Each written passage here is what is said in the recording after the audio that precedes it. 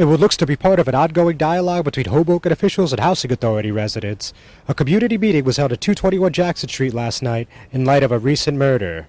Hudson County Prosecutor Esther Suarez revealed to the 100 or so residents on hand that the murder of 18-year-old Adrian Rivera was not a random act of violence. We found over 3 pounds of marijuana, which is certainly more than I would anticipate anyone would have for their own personal consumption. And we found over $13,000 in cash. So draw whatever you wish from that information, but I can tell you that from the prosecutor's perspective, from my office's perspective, we need to look at this entire incident with some suspicion, and trust that we are. I don't want you to feel at all alarmed about the fact that this third individual is still at large.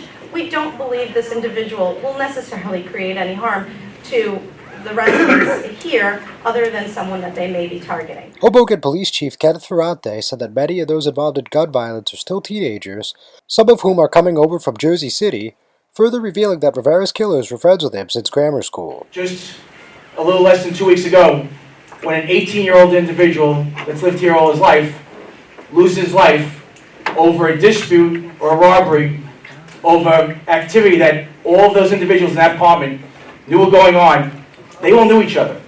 Those juveniles and Adrian Rivera knew each other. They were friends from grammar school. Okay, they were friends from grammar school. One of the individuals involved, even though it has a Jersey address, basically was a runaway that grew up here, lived in Hoboken, and was from 540 Marshall Drive, and has been living over by MLK for the last 6 months or so. And he was involved in this situation. We can't have murders in our community. It was the first one we've had in 4 years, but it's one too many. Police Captain Charles Campbell and 4th Ward Councilman Ruben Ramos also stressed that it's vitally important to cooperate and trust local law enforcement in order for crime to be scaled back. Additionally, Freeholder Anthony Romano and Mayor Dawn Zimmer spoke about creating more jobs for the youth that live in the city. Let's start early, formulate a list of those children because the spots of the county has for the summer youth program. And with the net, we can get something going. If we get the list going early, I mean, like next month, start seeing who would be worthwhile to go into that program.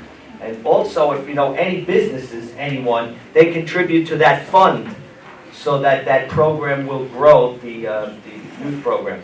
You know, as we expand our parks, and we're looking at, for example, there's a Northwest Resiliency Park, which is very near the Housing Authority, which is going to be opening up this summer. One idea in that is to have like a miniature golf. We're going to need people to help run that, and we definitely want to hire young people from the Housing Authority. So one idea that Director Pellegrini and I were talking about is trying to calm down and make sure, you know, we'll have an event in early March to make sure that everyone knows what the application process is, everyone knows what the different opportunities are. HHA resident Barbara Reyes, a frequent critic of the administration, said that school choice needs to be given some serious thought due to the amount of violence involving Jersey City residents.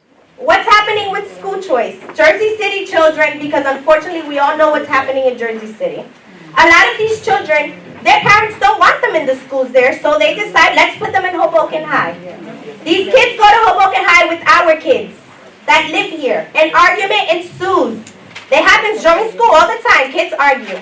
Nowadays, it's not like back in the days where they'll fight it, it's over with. No, what happens? They leave town, they go back, get their families, come back, and where do they come back? To the Housing Authority. Now, this is how we get the fightings, the shootings, and everything else. So I think maybe school choice should be something that should be given a second thought. Kayla Colon, another HHA resident, said that not everyone is comfortable contacting police because not all tips remain confidential. This prompted a quick response from Ferrante, who said an internal affairs investigation would be forthcoming. On the phone, I reported an incident over the phone on the anonymous number. That's how my cell phone number, the person that reported, like, oh, I got your cell phone number, I can tell you what time you call, X, Y, and Z. Because someone else in the police department that hang out and associate with these people in this community, that they swear they live in a good life, was one of the police officers, yes, an officer, went back and told what I said. You cannot have that in our police department. So, and my captains out here and the officers out here know how aggressive we are, proactive with our internal affairs, and I'm not going to tolerate that kind of stuff. So, Everything's taken, every phone and every computer is taped and recorded in the Hoboken Police Department, and that's how we have resolved many of our issues, any internal issues in the last few years. Susan Turner, who lives just outside the housing authority at 4th and Jackson Street, spoke about the great camaraderie of the Fourth Ward community before inviting those in attendance into her business free of charge. I was fortunate enough to open up my own business in this town, in the 4th Ward, no less. And I want to offer my services. I teach yoga, I teach kickboxing, I teach fitness, I do it all from soup to nuts. But I don't only want to offer it to kids, I want to give it to the parents. Because just as much as these kids struggle, the parents struggle. And I know I struggle sometimes. And sometimes I have a meltdown and I have a breakdown and there's nowhere for me to go or no one to talk to. And I want to offer that to my community for free. So if anybody wants to volunteer, mentor, stand up and say something. The problem is everyone's afraid to say something. I'm afraid to say something most times too, but this is enough. We have to live here. They go home, we live here. This is our community. That's right. And we have to take it back and we have to fight for it. That's right. We have to. We have to help them. They have to help us. If we don't help them, they're not going to help us. That's right. So whatever we can do, let's just do it. Let's just put the BS to the side. Let's just do it. Let's just make it right. For my grandson who's 6, I don't want to move. Make it right. I'm John Heides with the Hudson County View, the eye of the community.